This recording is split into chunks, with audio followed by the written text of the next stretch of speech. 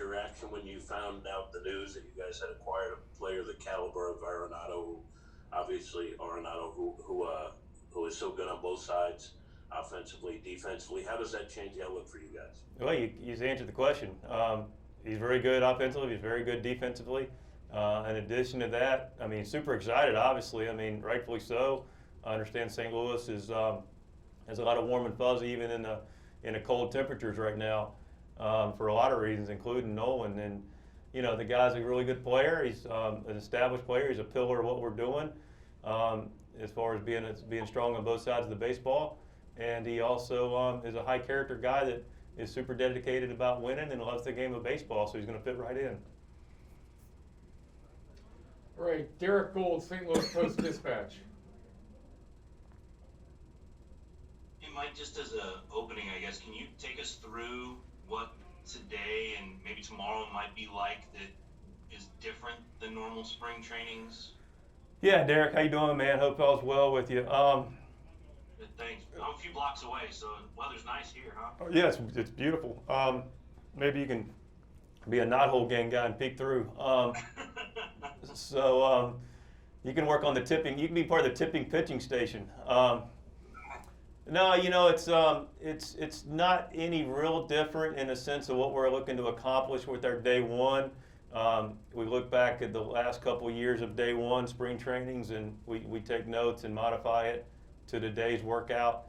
The difference being, the good news is we're already in small groups to begin with in an early setting with the pitchers and catchers.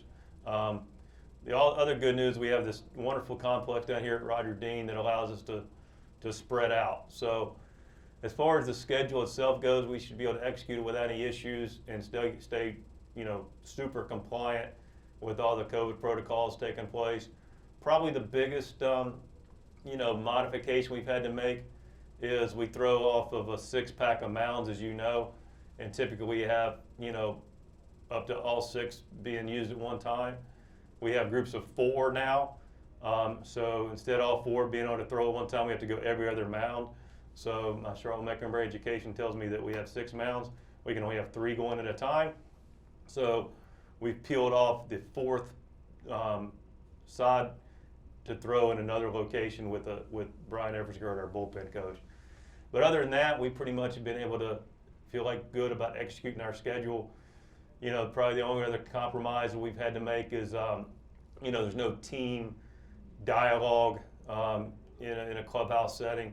First of all, the clubhouse is spread out. We have 30 in our big league clubhouse, and we clearly have a bigger camp than that. So we're using the minor league sides as well. But we're just going to meet in smaller groups and do it in a designated meeting place that we have that's outside. All right. Is everybody reported? Just to do some paperwork, is every pitcher and catcher, are they all reported in by today? My understanding is, and we're a little ahead of it, but the pitchers and catchers doing physicals now is that we have everybody that's capable of reporting as we're in the process of reporting. What can the infielders who are here do, or not infielders, but position players who are here can do? So we've had Nolan Arenado, DeYoung, Lane Thomas, O'Neill, I think Justin Williams, and I'm sure I'm missing a guy maybe, go in the intake process with the pitchers and catchers so they can clear, and then they'll go in a separate workout and get the routine and ground balls with the Kendo and Stubby, and then they'll get some batting practice with Jeff and the hitting guys. Rick Hummel, St. Louis Post-Dispatch. Hi, Shildt. I'll be down Friday, and looking forward to getting out of here. All right, Commish, be safe. Yeah, your schedule's been reduced a number of games to 24, and you have a day off every 5th day. What do those days off look like? Are those inter-squad games or extended workouts, or how do you manage those things? Yeah, different schedule. I think it can, like anything, we'll turn it into a benefit.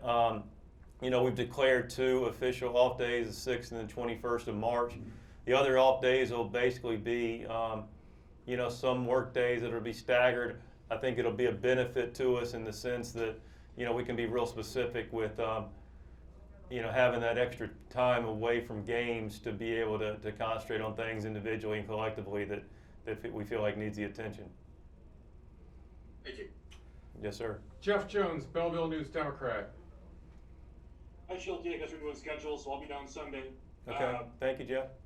Yep, anytime. I was curious what you could tell us about Dusty Blake and sort of what his role is going to be on your coaching staff, and also sort of your history with him. I saw that when he was hired at Duke, you were one of the folks that said nice things about him, so I assume that you all have maybe some Carolina connection there, and then maybe just sort of what that looks like for you guys. Yeah, so we first of all, I wish Joey Probinski, who took a promotion with the Los Angeles Angel organization. We wish Joey well, did a great job for us in the role he was in for 2 years, and vacated that role, and we were able to fill it with Dusty Blake, who was the last 3 years a pitching coach at Duke University, and did a great job for Coach Pollard and his staff at Duke, and was a part of players are the reason that you achieve success on a team. But he did his part to help that group go to some unprecedented things at Duke and did a couple of super regionals in a row and help that program take that next step. So as far as his role goes, Dusty's got a real expertise in a lot of different things from a pitching perspective. He's also been a head coach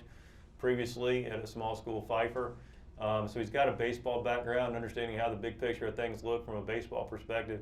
But he's also got a real expertise, and I don't use that word lightly, but he's got a real expertise in a lot of the pitching mechanics and some of the measurables and the technology available through Rapsodo and TrackMan and Edgertronic. So he's got a real good clarity on how that all works and what that means and how to really interpret it, because there's a lot of information, and quite candidly, a lot of people misinterpreted that data in our sport to some degree, potentially. So he'll be really great, creating some clarity with that. Work with Mad Dog Gertie, be a support staff and a resource for our players. As far as our relationship goes, I've known Dusty probably going on close to 10 years. He's been involved with a program that I co-chair called Baseball for Life, which is a nonprofit in the Charlotte area that helps mentor middle school young men. And Dusty's been participatory in that program. And also I've done what I can to give him some guidance and advice over the course of his career as he went to be a head coach and a pitching coach at a high level in the Division I level. And it just made a lot of sense to bring Dusty on board, and he's been a great fit. Rob Raines, St. Louis Sports Page.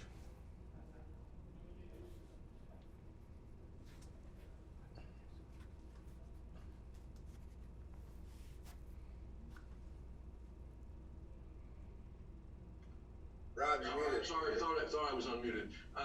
I drove by the complex yesterday, and all the white tents are obvious. Could you talk about what the role those things are going to be for? Yeah, look, we every meal is eaten outside, and we have a designated meeting space for our staff meetings, our player meetings, and then we also have a designated area for some of the COVID stuff that takes place and the testing, and then finally we have areas for the guys to eat and relax a little bit, and a place for guys to work out as well. So we're pretty much an outdoor operation, other than a little bit of work done inside and changing the clothes and showering. But for the most part, a lot of our time, energy, effort will be spent outdoors, and I'm grateful for the organization for setting up a nice situation from an outdoor perspective, and the tents with nice platforms, and as comfortable as we can to get our work done outside. All right, Brian Walton, the Cardinal Nation. Shildt, in a normal spring, you have the minor league camp going on at the same time, so you establish a cadence of players moved out of the big league camp. This year, how will you handle roster changes leading up to opening day, or will you kind of just keep this core group together all spring? I think we'll probably stay for the lion's share together pretty much all spring. Mo may have a different vision for that, but as of the moment, this is the group that we have, and we'll figure out the best way we can to keep everybody together and get them to work. And Kamish alluded earlier to the schedule. I mean, one of the things that'll be at a premium will be innings, and so we'll have to be super intentional about making sure clearly we getting the guys the work they need, and some of that work will likely be done in B games or simulated games. Benjamin Hockman, St. Louis Post-Dispatch. Hey, Mike, wanted to ask you about the closer. how do you go about determining who the closer is for the 2021 St. Louis Cardinals? Well, I mean, that's why we have spring training, right, Ben? So, we'll figure out, and it's hard to really speak to that with any real clarity. We've got options, which is the good news. Many of whom everybody knows. The good news, again, is we have a lot of guys that have closed out games and had success doing it. So, but really it'll depend on, we have some guys that are competing for our starters job that, have also been in that role as well. So, we'll just see how camp unfolds. We also have guys that have done it that are more traditional bullpen guys. Hicksy's back and it looks like he's healthy, and Cleary will ease him into camp a little bit and see how it looks. And, then of course you have the, Gallegos and Andrew Millers and guys like that have had some experience, closing games as well. So, it's hard to have this definite, this is the closer kind of moment until, quite candidly, probably won't even be figured out until the very, very end of spring training. Right. Jim Hayes, Fox Sports Midwest. Mike, last year during spring training where everything went south in a hurry, a lot of players were pointing to the fact that you had already set up lines of communication to help guys get through and keep guys engaged. Was that still part of, even though things look better at this point, was that still part of the off season? A lot of communication between players and coaching staffs, and the coaching staff to get them through this? Yeah, it's a nice compliment. I guess some players provided for us. We did our part, right? We adjusted, I thought, fairly quickly to the circumstances, and first and foremost, want to make sure everybody was just mentally and physically healthy, and taken care of. When we had the break last year, relative to this year in the off season, our communication remains strong. It's a part of our strength of our ball club. But I will say that I gave the group a rightful break. I mean, we spent a lot of time together between communication, Zoom calls, and then, it was, while it was a shorter season, there was a lot to the season. And so we just gave the group a little bit of time to unpack and mentally and physically reconnect and take a, chance to decompress. So we stayed in touch initially in the off season with people just to see how they're doing, enjoying their off season, but we let guys kind of breathe a little bit. And then, once the new year picked up, we started to increase our communication. The one thing we did prior to the new year, though, which we do every year, is have a little internal review and share it with the players of what just happened and try to capture it while it's still fresh, and then create a little bit of a suggested plan and work collaboratively with our players on what they're going to do and how they can have an efficient off season. Jesse Rogers, ESPN. Hey Mike, good to see you. Question about your lineup. I assume once you traded for Arenado, you started writing a few lineups down on a napkin. What might that look like, and how important is it to get the right lefty sort of in the middle there to break up some of those righties? Yeah, Jesse, it's a good question. And it was once Nolan and Mo called me on that Monday evening and told me it was done. I finally was able to mentally and physically a little bit think about some lineups. Again, spring training will dictate some of that. The question is super valid about, being able to split it up a little bit. The good news is guys like Goldie and Nolan aren't overly splitty. I mean, almost everybody's on some level splitty, but these guys are everyday players for a reason. So we don't feel like we have to split them up necessarily. But I do understand the question about, as it stands today, how would our lineup look, with the balance of some lefties throughout it, or to at least break it up. And something we've thought about, but it's not anything I can really specifically answer to at the moment. It's a good question, though.